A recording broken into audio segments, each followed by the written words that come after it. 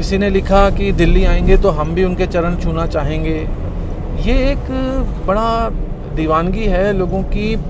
कितने लोगों के जीवन में वो सच्चाई का प्रकाश ला पाएंगे अपने लाइव के माध्यम से, यूट्यूब वीडियो के माध्यम से, अभी कहना मुश्किल है।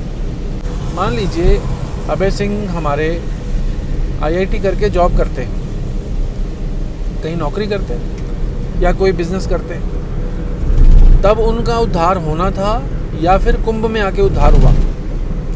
और कुंभ को बनाने वाले कौन है जी? हमारी सनातन सभ्यता है, हमारी सनातन संस्कृति है। जैसे आप अपने मन में ध्यान की सुरंग बनाते हैं, मन के भीतर जाने के लिए आपको शब्दों का, मंत्रों का सहारा लेना पड़ता है, ऐसे ही ये एक पहाड़ से दूसरे पहाड़ में प्रवेश करने के लिए सुरंग है जो अभी अभी बनी है। लगभग 1 किलोमीटर इसकी लंबाई है। मेरे प्यारे मित्रों, देखिए बहुत सारे कमेंट्स आए हैं मेरे वीडियोस के नीचे। एक बात कहना चाहता हूँ आज आपसे।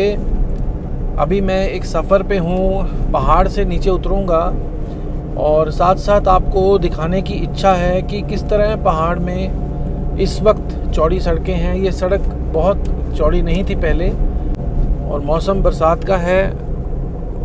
और देखते हैं आज कैसा ये सफ़र रहेगा। तो जानकारी के लिए मैं बता दूं, ये सोलन से चंडीगढ़ की सड़क है और इसमें काफ़ी अच्छा काम हुआ है, काफ़ी सुरक्षित अब ये रास्ता बन गया है।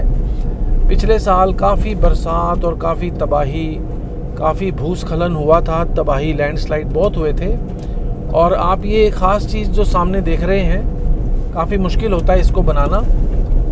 जैसे आप अपने मन में ध्यान की सुरंग बनाते हैं, मन के भीतर जाने के लिए आपको शब्दों का, मंत्रों का सहारा लेना पड़ता है, ऐसे ही ये एक पहाड़ से दूसरे पहाड़ में प्रवेश करने के लिए सुरंग है जो अभी अभी बनी है। लगभग 1 किलोमीटर इसकी लंबाई है।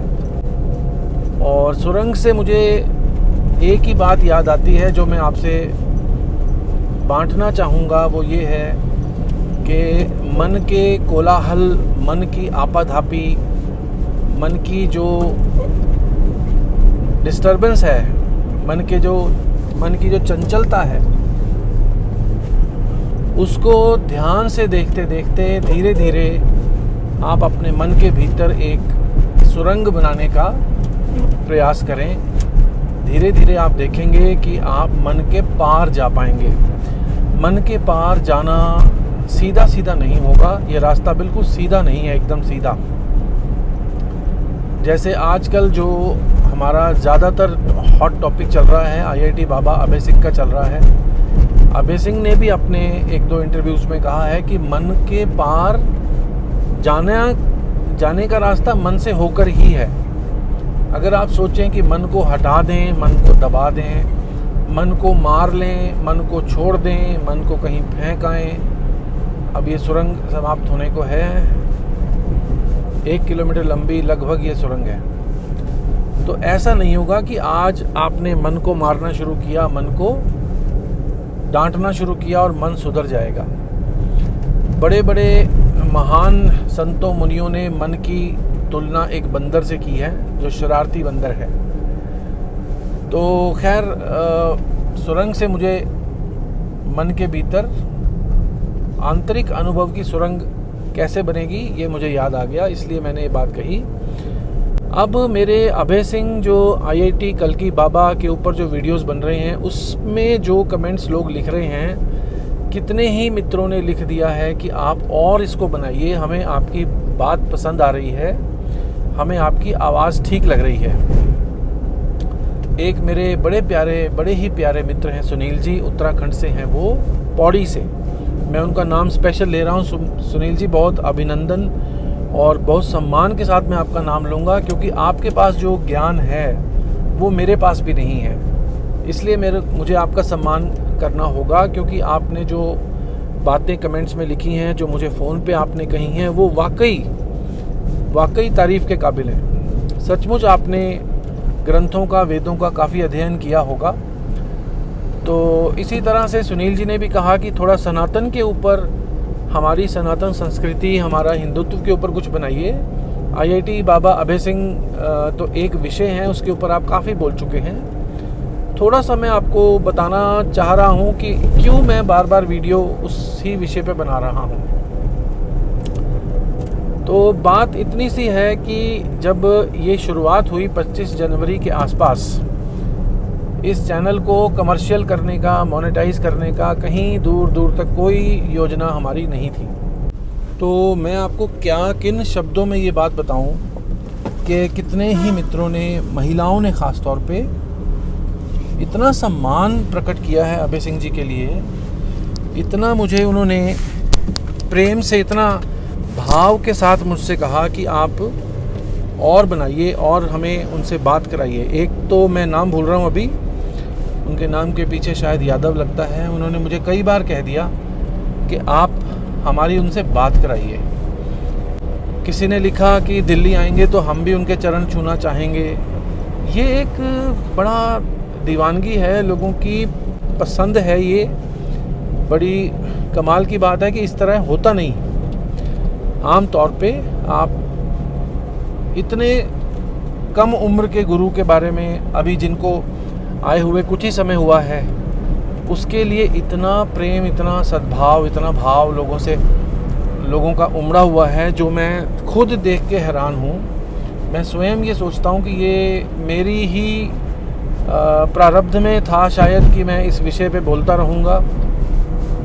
तो मैं अपनी मर्ज़ी से बहुत सारा नहीं बोल रहा हूँ। अगर मेरी मर्ज़ी हो खाली तो मैं इतना ना बोलूँ शायद, लेकिन मित्रों का जो आग्रह है और जो कमेंट्स में जो लोग लिख रहे हैं बातें, वो इतनी सुंदर हैं, वो इतनी आपको पुश करने वाली हैं कि मैं फिर एक वीडियो बीच में अपने किसी और विषय का वीडियो लेके आता हूँ और फिर एक वीडियो आईआईटी कल्की बाबा के ऊपर फिर से ले आता हूँ। तो इस तरह चल रहा है जी। ये है कि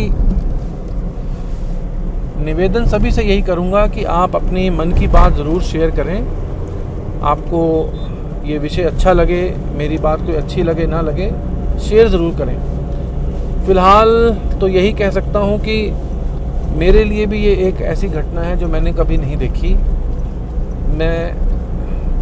मैंने शुरू में ये भी कहा था, मेरे शुरू के वीडियोस में आप देखेंगे कि मैं उसमें ये बोल रहा हूँ कि अभय सिंह जी अभी एक बदलाव के दौर से गुजरेंगे, और ऐसा ही हो रहा है। बदलाव के दौर का मतलब है कि ट्रांजिशन होता है कि संगठन कैसे बनाएं, कौन सी चीज़ कैसे करें, कौन सा काम कैसे करें, ये आसान नहीं होता। देखिए ना, आप अपने घर में पूजा कर लेते हैं। अगर मैं आपसे कहूँ कि पूरे शहर को पूजा करने के लिए आप प्रेरित करें तो आसान नहीं होगा ना। आप स्वयं को ध्यान की दुनिया में, भीतर के शिवत्व के अनुभव में डुबा सकते हैं, लेकिन संसार को उस रास्ते पे लाना। और फिर मैं ये भी कह दूं कि हमारे जो लोग हैं, हमारे जो भारतवर्ष के लोग हैं, ये बहुत उम्मीद वाले लोग होते हैं। बहुत उम्मीद से मेरा मतलब कि अब वो, कई लोग कह रहे हैं कि वो सनातन का उत्थान करेंगे, है ना, जबकि मैं ये मानता हूँ कि सनातन ने उनका उत्थान किया है। सनातन में इतना ज्ञान है, तभी वो इतना ज्ञान लेके आए हैं, इतना ज्ञान दे पा रहे हैं, लेके आए हैं। तो जी, कहने का भाव सिर्फ ये था कि सनातन का उत्थान करने के लिए ये ऐसा नहीं है कि एक व्यक्ति अब आ गया है तो हम अपनी सारी जिम्मेदारी उसके ऊपर डाल दें। हमारे जो कर्तव्य हैं, हमें जो अपनी अपनी जगह पे रह के सनातन के लिए करना चाहिए, वो तो हमें करना ही होगा। तो उससे कहीं ऐसा ना हो कि आपका मन ये कह रहा हो कि अब अभय सिंह जी आईआईटी बाबा आ चुके हैं, अब हमें कुछ नहीं करना है, हम आराम से अपना जो जीवन यापन, रोजी रोटी कर रहे हैं वो करते रहेंगे और सनातन का उद्धार हो जाएगा। मेरे ख्याल से ऐसा नहीं होगा, इतना आसान नहीं है। और दूसरी बात, सनातन का उद्धार, मुझे लगता नहीं कि उद्धार की कोई ऐसी अवस्था है कि उद्धार करना पड़े।